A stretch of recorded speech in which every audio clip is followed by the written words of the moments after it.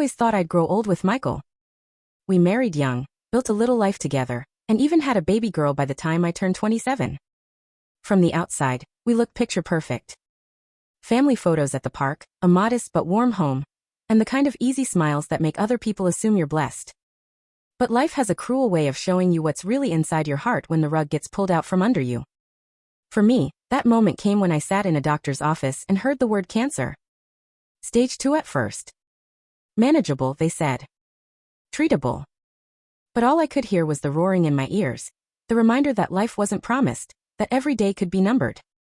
Michael held my hand through those first appointments. He stayed up researching late at night, trying to understand everything. He was steady, calm, everything a partner should be. But instead of finding comfort in that, I felt trapped.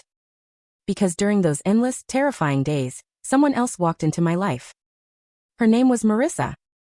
She was a volunteer at the treatment center, assigned to sit with patients, bring tea, and sometimes just hold a hand when family couldn't be there. She was bright in a way Michael wasn't. Bohemian clothes, wild curly hair, the kind of laugh that made strangers turn their heads. She made me feel alive in a moment when all I could think about was dying. At first, I thought it was just gratitude. She distracted me from the fear.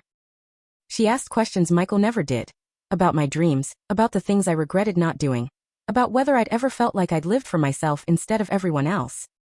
One afternoon, when Michael went to pick up our daughter from daycare, Marissa stayed behind. She touched my cheek, brushed away a tear I didn't realize had fallen, and whispered, "You deserve more than just surviving." It was like a switch flipped. That night I kissed her. And once I crossed that line, there was no going back. For weeks, I lived a double life. Michael, the dutiful husband, cooking dinner and folding laundry, and Marissa, the storm that made my heart race and my body remember I wasn't just a patient. I told myself I deserved this, that I needed to feel alive if death was looming. But secrets rot everything they touch. Michael eventually found a message on my phone. Just one. A short, "I miss you" from Marissa. He didn't yell. He didn't even cry right away. He just stared at me and said, "Is there someone else?"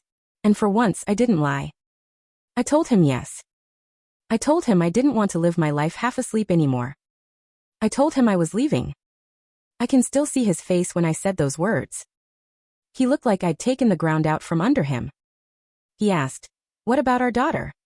And I, selfishly, recklessly, said, "You're the better parent. She'll be happier with you." So I packed a bag and walked out. At first, it felt thrilling. Marissa and I moved into a tiny apartment with peeling paint but endless laughter. She took me to art shows, late-night diners, even spontaneous road trips when I was strong enough. I told myself I had finally chosen me. But treatments wore me down. Chemo wasn't glamorous. It wasn't bohemian or free-spirited. It was vomiting in a bathroom while Marissa scrolled on her phone in the other room. It was exhaustion so deep I couldn't lift my head, while she sighed because she wanted to go out and I couldn't. Slowly the passion dulled. Arguments started. She accused me of being needy. I accused her of being selfish. The truth was, we both wanted different things. She wanted adventure. I wanted survival. One night, after a brutal fight, she shouted, "I didn't sign up to be your nurse." And then she slammed the door and didn't come back. I was alone.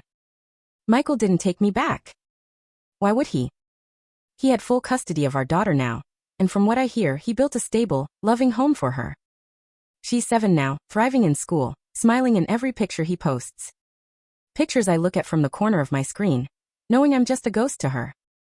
My parents, they sided with him.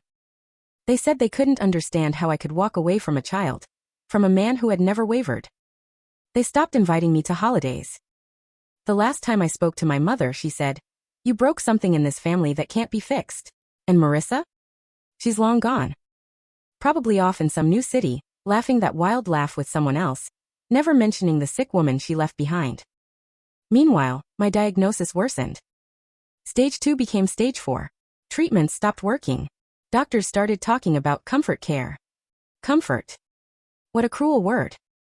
There's no comfort in lying alone in a bed at 34, hearing the echo of your daughter's laugh in your head, and knowing she'll never call you mommy again. There's no comfort in realizing the person you left everything for didn't even stick around when things got hard. I thought I was chasing life. Instead, I abandoned it. Now I sit in this small apartment surrounded by pill bottles and silence. Sometimes I pick up the phone and scroll through my contacts, finger hovering over Michael's name, over my parents, over my sisters. But I never press call. I don't know what I'd even say. I'm sorry feels too small.